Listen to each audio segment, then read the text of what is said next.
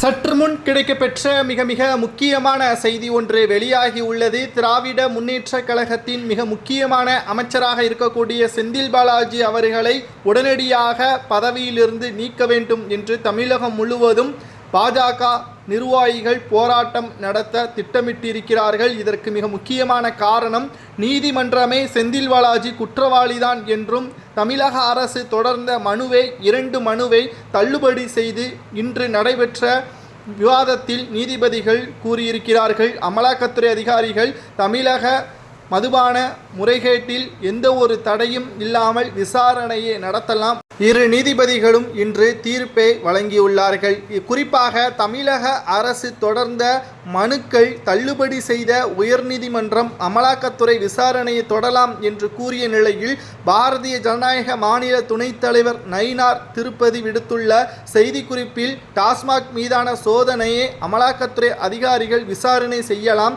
செந்தில் பாலாஜி மற்றும் உயர் அரசு அதிகாரிகள் மதுபானங்களை கொள்முதல் செய்த ஜெகத் ரட்சகனின் மதுபான ஆலைகள் போன்றவைகள் சட்டத்திற்கு விரோதமாக மத்திய அரசிற்கு கொடுக்கக்கூடிய வரிகளை பதுக்கி வைத்ததும், பாட்டிலுக்கு 20 ரூபாய் என்று வருடம் பல கோடிகளை செந்தில் பாலாஜி அவர்கள் கருப்பு பணமாக சம்பாதித்து கொண்டிருக்கிறார் என்றும் தற்பொழுது போராட்டத்தை நடத்துவதற்கான ஏற்பாடுகளையும் செய்ய உள்ளதாக இணையதளத்தில் தமிழக பாஜக துணைத் தலைவர் தெரிவித்திருக்கிறார். நிச்சயமாக இது முதல்வர் ஸ்டாலின் அவர்களுக்கு மரண அடியாகத்தான் விழுந்துள்ளது.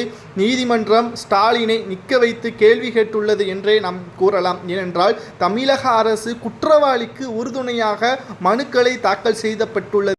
எல்லோருக்கும் நன்றாகவே தெரியும், பாட்டிலுக்கு 10 ரூபாய் முதல் 20 ரூபாய் வரை வசூல் செய்கிறார்கள். அதிலும் குறிப்பாக தமிழக தலைமை டாஸ்மாக் அலுவலகத்தில் முறைகேடு நடந்திருப்பதாக அமலாக்கத்துறை அதிகாரிகளே ஆதாரத்துடன் இணையதளத்தில் பதிவு செய்திருக்கிறார்கள். ஓவரால் 40,000 கோடி என்று முதற்கட்டமாக 1000 கோடிக்கான ஆதாரங்களை கைப்பற்றி இருப்பதாகவும் விசாரணைக்காக செந்தில் பாலாஜி டெல்லிக்கு அழைத்து செல்ல வேண்டும் என்றும் நீதிமன்றத்தில் வழக்கு தொடர்ந்தார்கள். அந்த வழக்கை எதிர்த்துதான் தற்பொழுது தமிழக அரசு இரு மனுவை தாக்கல் செய்தது. இந்த மனுக்கள் தற்பொழுது நீதிமன்றம் தள்ளுபடி செய்திருக்கிறது.